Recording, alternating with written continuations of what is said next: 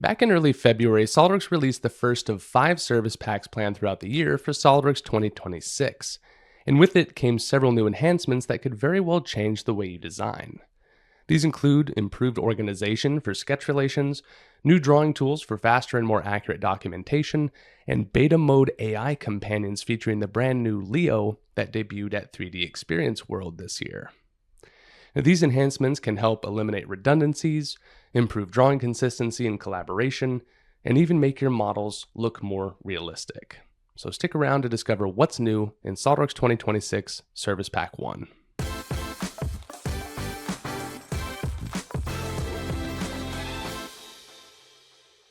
To simplify navigation, you can use the timestamps to skip ahead to the enhancements you're most interested in.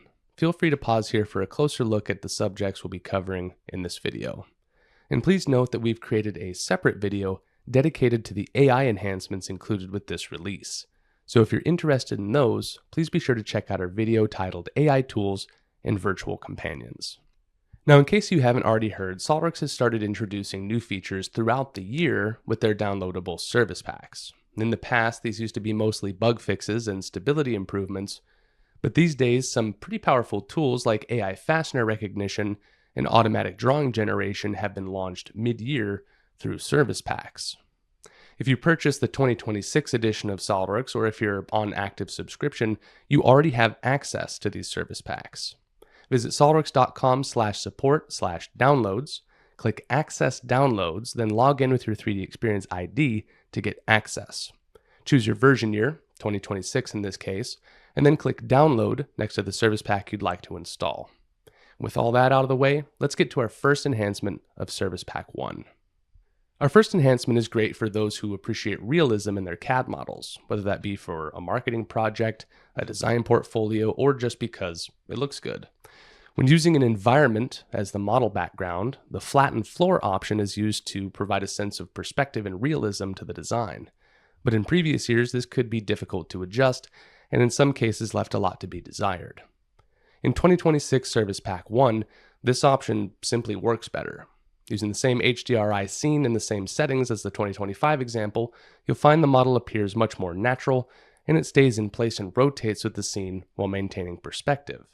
This looks significantly more realistic than previous versions, and you don't have to do anything extra or different to take advantage of it. Now check it out and see what you think, but don't forget to turn on perspective and real view graphics for best results.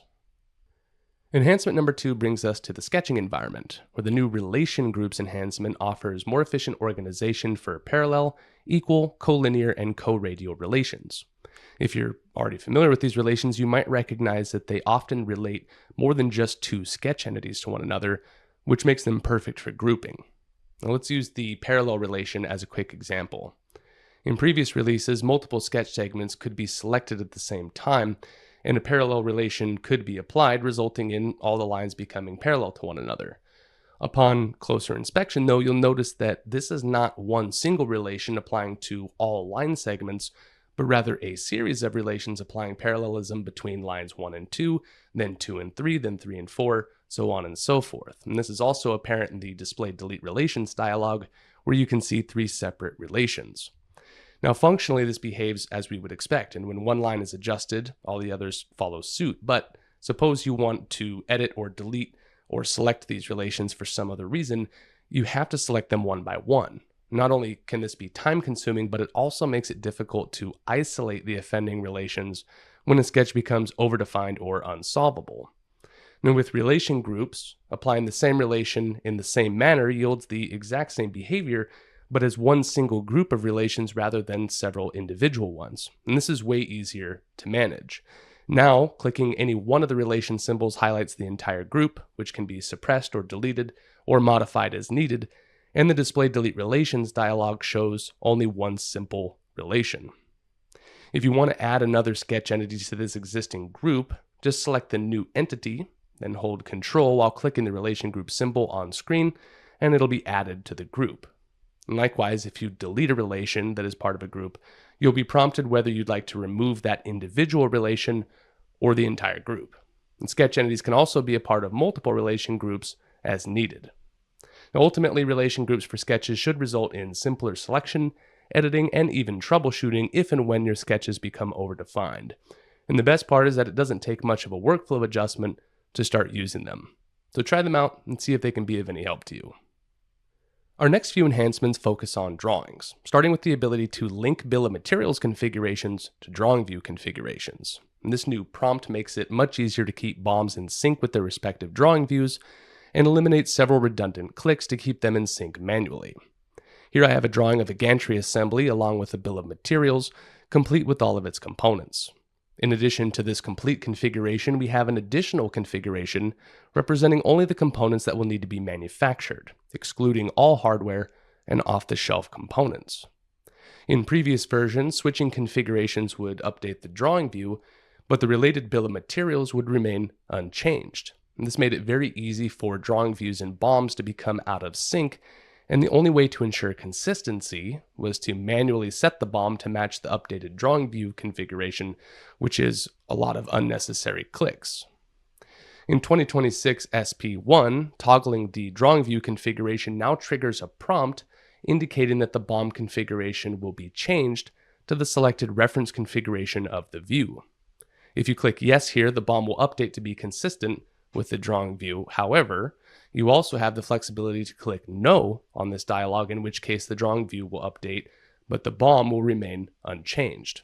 And this enhancement should help improve drawing consistency while still giving you full control when you need it. And it's a welcome improvement for drawings that include configurations, and it shouldn't require much effort at all to take advantage of. Just don't be surprised when you see the new prompt pop up.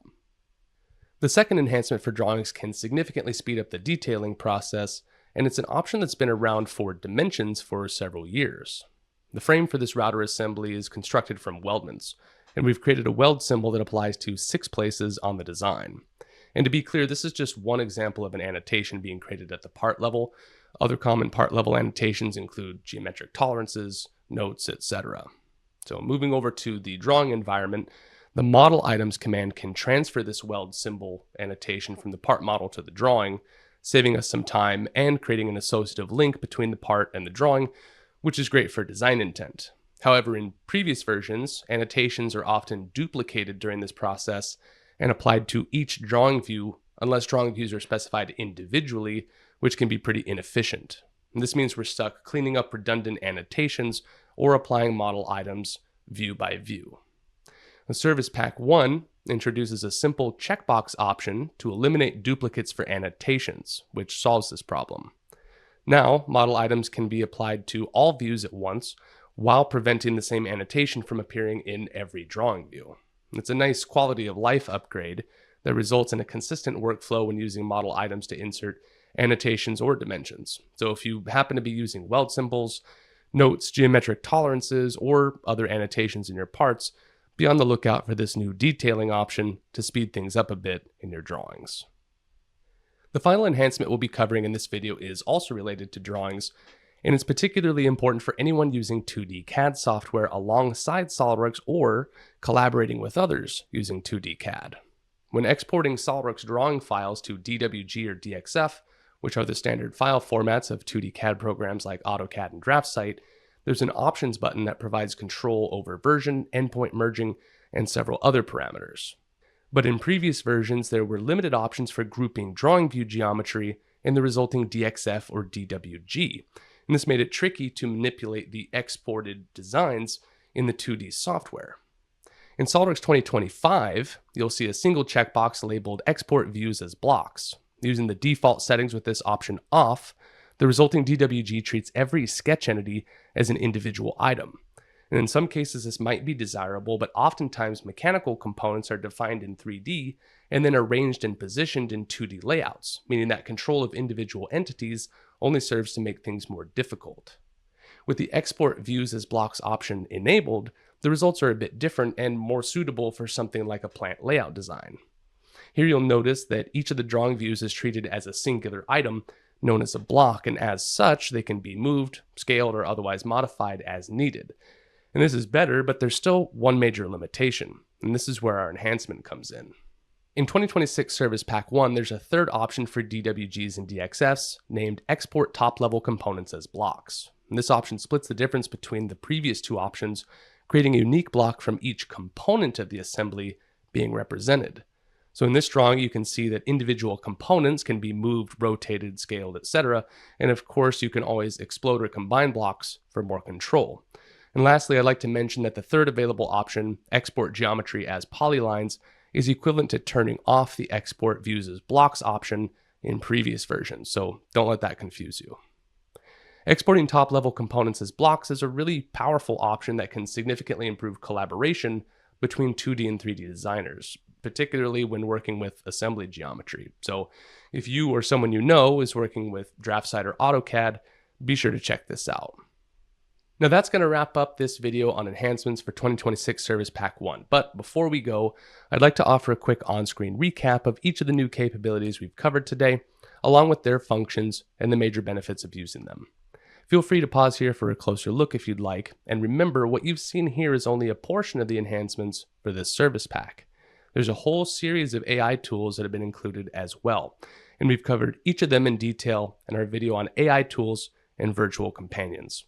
So be sure to check that out to learn more, and until next time, thanks for watching What's New in SOLIDWORKS.